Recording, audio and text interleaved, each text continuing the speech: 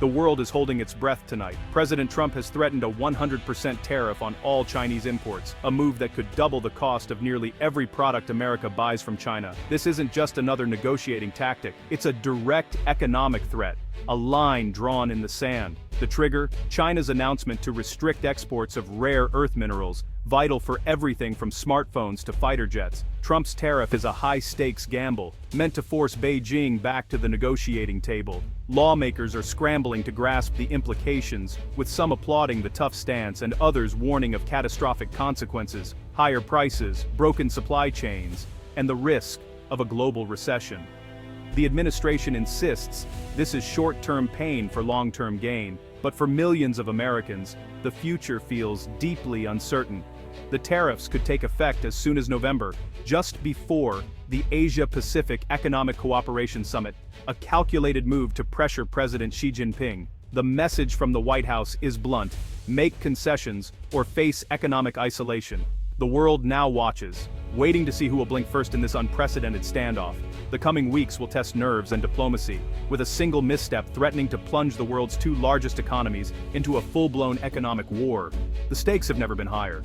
The reaction was immediate and visceral. On Wall Street, seasoned traders watched in disbelief as stock futures plummeted. Phones rang off the hook, clients desperate to know what this meant for their savings and retirement. The panic spread to social media, where trade war apocalypse trended within minutes. Americans posted photos of Made in China labels, calculating the sudden doubling in cost. A mother from Ohio asked, "Does this mean I have to choose between my son's education and our grocery bill?" In China, social media was a mix of defiance and concern. Some rallied behind their government, while business owners quietly worried about their livelihoods. A factory manager in Shenzhen posted, "The winter winds are blowing. I hope we have stored enough grain." This digital chorus of anxiety highlights the human element of this geopolitical chess match. Behind the headlines are real people with real fears, investors watching portfolios evaporate, families struggling to make ends meet. The decisions made in Washington and Beijing are now being felt at the kitchen table, creating public pressure leaders can't ignore. The abstract language of international trade has become intensely personal. This crisis didn't erupt overnight. It's the result of escalating moves and countermoves. 2 weeks ago, Beijing announced a strict export ban on rare earth minerals, aiming to cripple key American industries. Washington's response, the 100% tariff threat, raising the stakes to unprecedented levels. The White House then made the upcoming APEC summit conditional, no talks unless China reverses its ban. The summit, once a chance for de-escalation, is now a bargaining chip. President Xi faces a dilemma: back down and risk appearing weak, or hold firm and risk economic fallout. As the November deadline approaches, both sides are locked in hardline rhetoric, each convinced the other will break. Back-channel communications are frantic, but the window for a peaceful resolution is closing. Every day brings new diplomatic maneuvering and public posturing. The fate of the summit and the global economy hangs in the balance. The world edges closer to a full-blown economic confrontation. Beneath the tariffs lies a deeper struggle for global dominance. For the US, this is about more than trade deficits. It's about reordering the economic relationship and defending national security. The Trump administration wants to end what it calls decades of unfair practices: intellectual property theft, forced tech transfers, and state subsidies. The tariff threat is its most powerful tool to force change and create a level playing field. US officials see China's technological rise as a direct challenge, and dependence on Chinese rare earths as a dangerous vulnerability. For China, the motives are just as complex. President Xi must project strength while maintaining economic stability. The rare earth export ban is a signal China has leverage and won't be bullied. Domestically, Xi must appear strong to maintain authority and rally support. Beijing's goal: secure economic future and technological sovereignty, moving up the value chain with initiatives like Made in China 2025. Both sides believe they're fighting for survival in a changing world order. This is a new kind of Cold War, fought with economics, not armies. Rare earths, 17 metallic elements, are the secret ingredient in our modern lives. China controls over 80% of the global supply, giving it extraordinary power. These minerals are essential for everything from wind turbines to fighter jets. When China threatened to halt exports, it wasn't just symbolic. It was a direct threat to countless American products. The US is scrambling to find alternatives, fast-tracking domestic mining, investing in new tech, and searching for new suppliers. But breaking free from China's grip is a long-term project, leaving America exposed in the short term.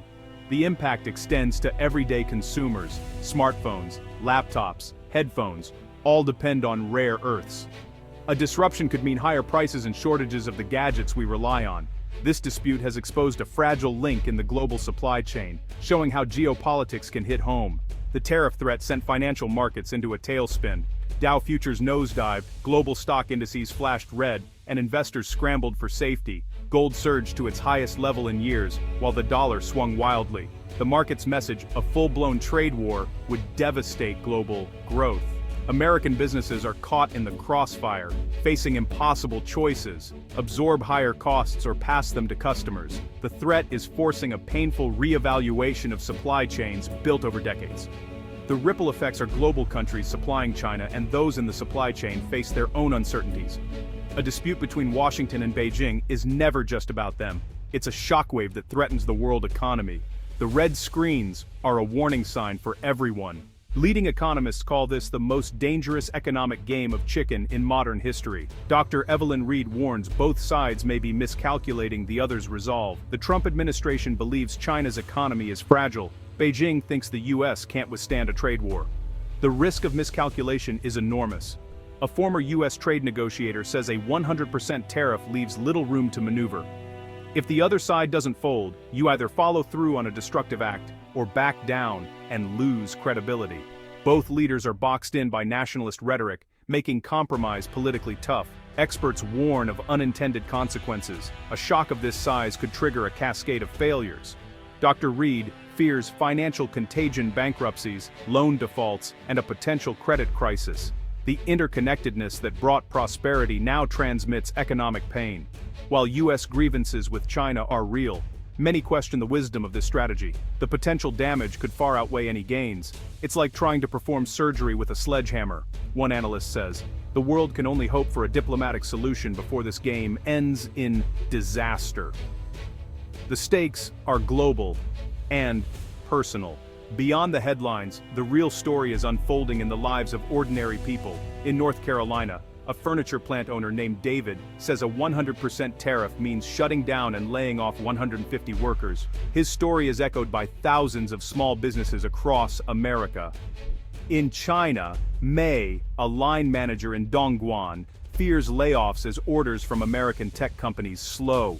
Her salary supports her parents. If she loses her job, her family suffers. Local US officials warn that a trade war would devastate port cities, dock workers, truck drivers, and warehouse employees. These aren't just numbers, one mayor says, these are families in our community. The warnings highlight the disconnect between geopolitical strategy and real-world impact. As leaders posture and markets churn, these are the voices at risk of being lost. They are the human cost of the trade war, people just trying to build a life for themselves and their families. Now, they're caught in an economic storm not of their making. Their futures are held hostage by decisions made thousands of miles away. As we look ahead, the most important question isn't who wins or loses, but how many lives will be upended in the process. The true cost of this conflict will be measured in human terms.